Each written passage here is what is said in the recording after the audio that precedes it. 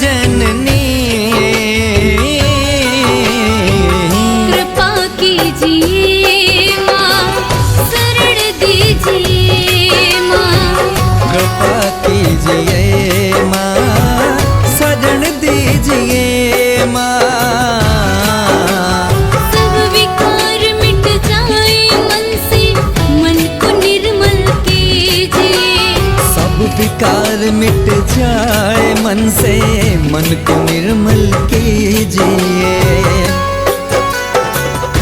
हे विंध्यवासिनी जगत जननी, हे विंध्यवासिनी जगत जननी,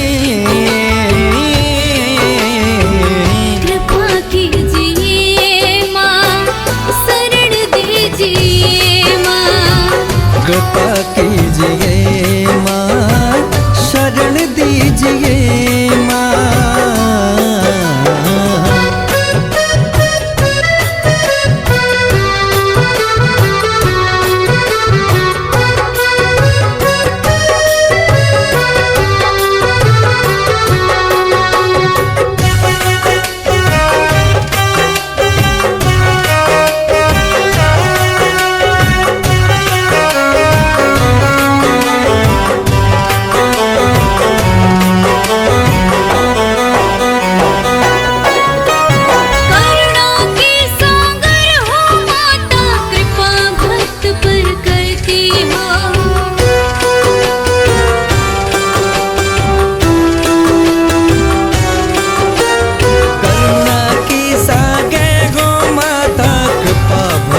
पर करते हो हे शेरावाली जगत जननी,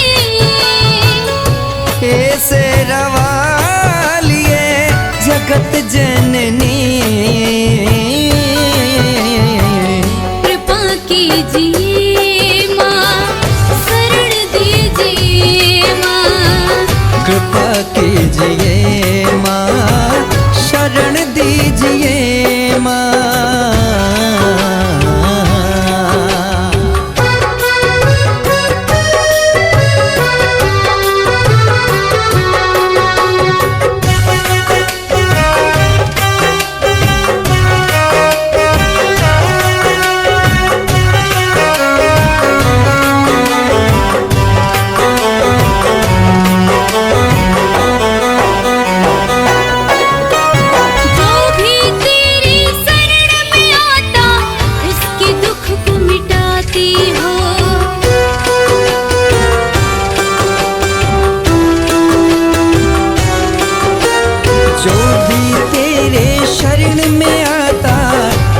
दुख को मिटाती हो, हे रुद्राणी जगत जननी,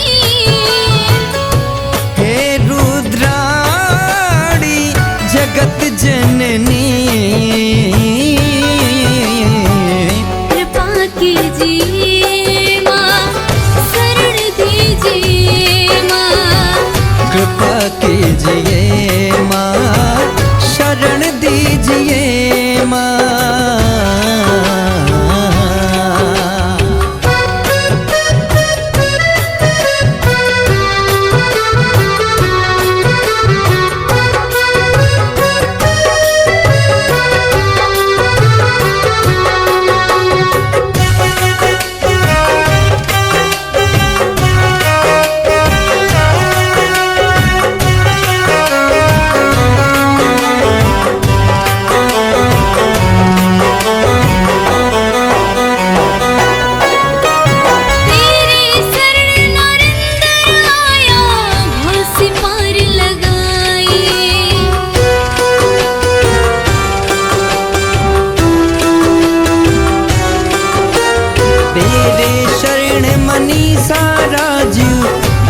से पार लगाइए।